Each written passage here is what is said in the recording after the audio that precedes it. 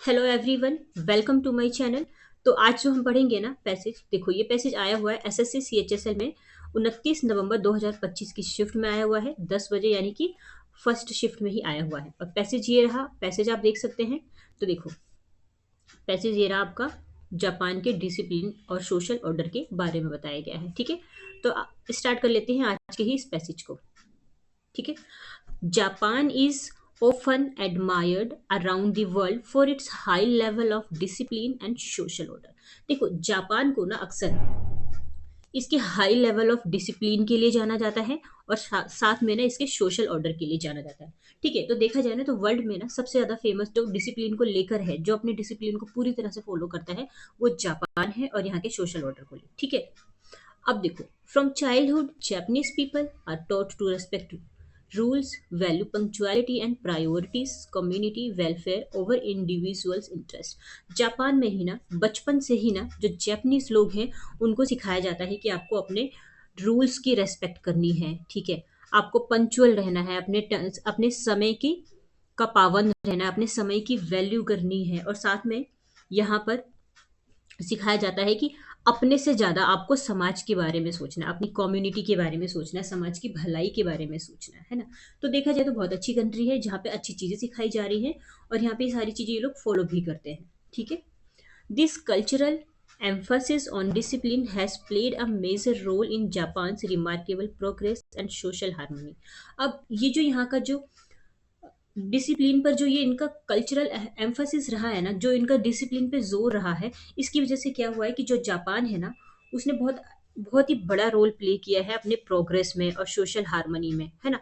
यानी कि सिर्फ डिसिप्लिन को फॉलो करके ना हम कितने ज्यादा अपनी लाइफ में सक्सेस हो सकते हैं, जैसे कि जापान ने बहुत ज्यादा प्रोग्रेस किया है और सोशल हार्मनी को लेकर। ठीक है, one can see examples of discipline in everyday's life. People stand in neat lines at stations, streets are clean despite a lack of dustbin, and public spaces are rarely managed। अब देखो हम ना discipline के examples ना everyday की life में हम देख सकते हैं। यहाँ जापान की बात हो रही है, ठीक है, ये याद रखना है आपको। तो अब देखो यहाँ पे ना हम देखते हैं जापान में क्या होता है कि जो जो यहाँ पे स्टेशंस होते हैं बिल्कुल नीट लाइन में लोग यहाँ पे खड़े होते हैं। ठीक है, और यहाँ की जो गलियां होती हैं बिल्कुल साफ सुथरी होती है। यहाँ पे अगर डस्टबिन नहीं भी है ना तो भी यहाँ के जो लोग हैं ना बहुत साफ सफाई रखते हैं। ठीक है, और पब्लिक स्पेसेस को यहाँ के जो लोग हैं ना बहुत ही कम डैमेज करते हैं। ठीक है, तो मैं आपको सिर्फ ऐसे एक एग्जांपल दे रही हूँ। आप इंडिया में जैसे कि आप दिल्ली में ही जाएंगे ना, तो देखेंगे आप रेलवे स्टेशन पे या मेट्रो स्टेशन पे इतना क्राउड होता है, कोई रूल्स रेगुलेशन नहीं होता, हर जगह कूड़ा वगैरह होता है और कहीं कुछ ना कुछ चीजें टूटी फूटी पड़ी है। पर जापान में ऐसा बिल्कुल नहीं है। जापान में रेलवे स्टेशन भी आपको नीट एंड क्लीन मिलेगी। ठीक है, वहाँ पे डस्टबिन हो या ना हो, स्ट्रीट्स वगैरह आपको क्लीन मिलेंगे। पब्लिक स्पेसेस पे लोग कोई भी सामान को डैमेज नहीं करते। तो बहुत अच्छी कंट्री है ये। ठीक है, आते हैं नेक्स्ट पे। देखो यहाँ पे कुछ एग्जाम्पल इमेजेस देख सकते हैं जिससे कि आप आइडिया लगा पाओ। देखो ये जापान है, देखो किस तरह से इन्होंने हर चीज को मैनेज कर रखा है। ठीक है, प्रॉपर डिसिप्लिन में। तो डिसिप्लिन के मामले में सबसे आगे जापान ही है। नेक्स्ट पे आते हैं।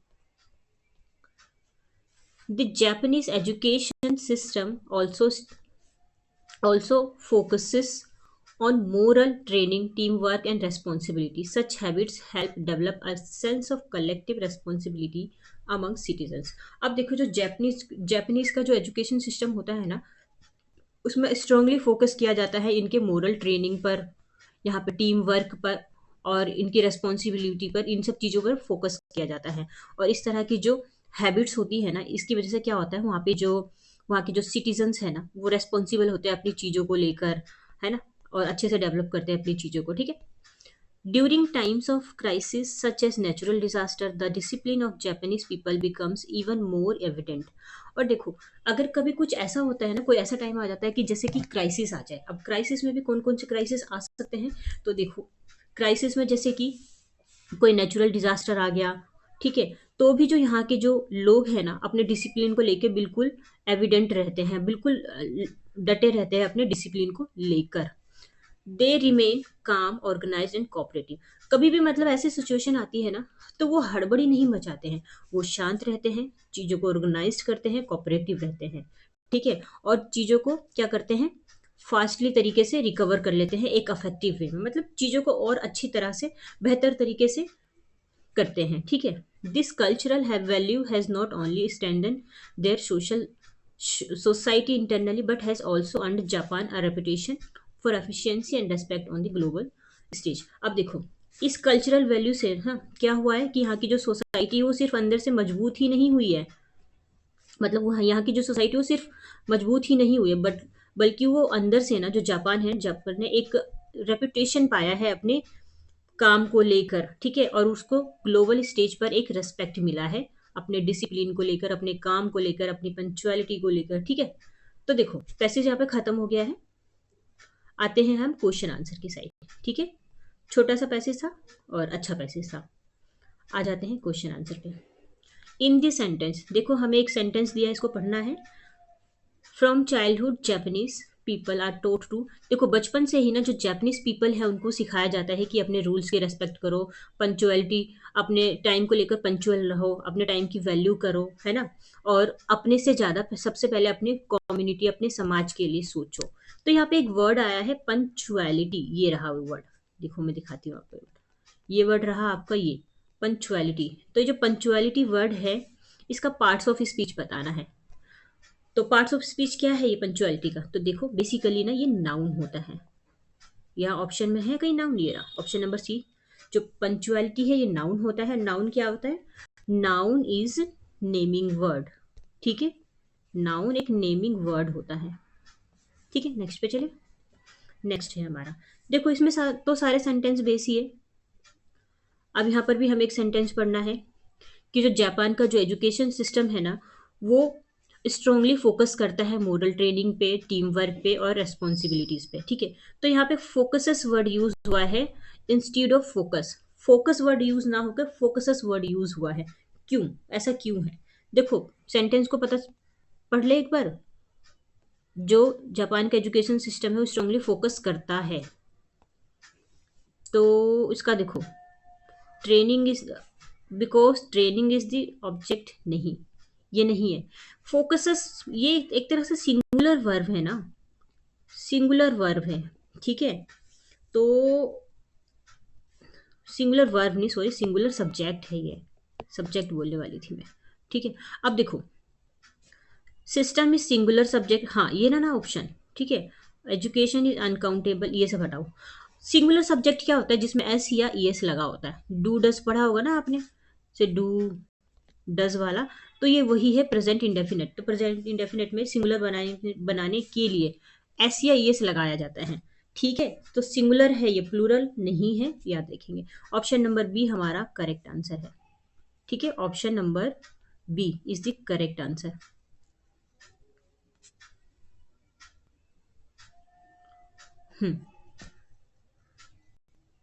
चलो नेक्स्ट पे चले।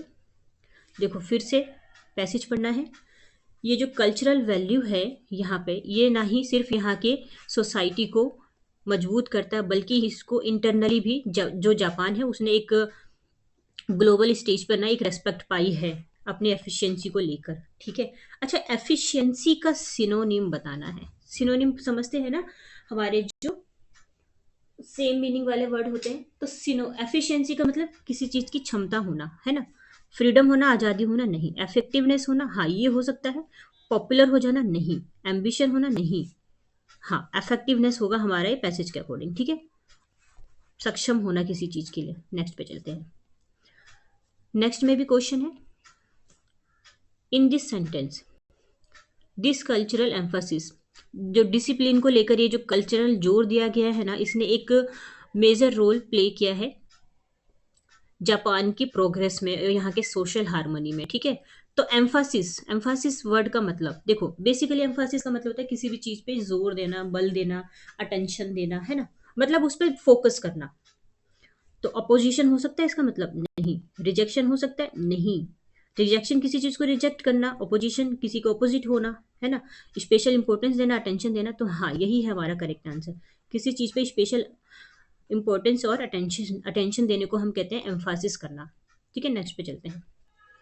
नेक्स्ट है हमारा,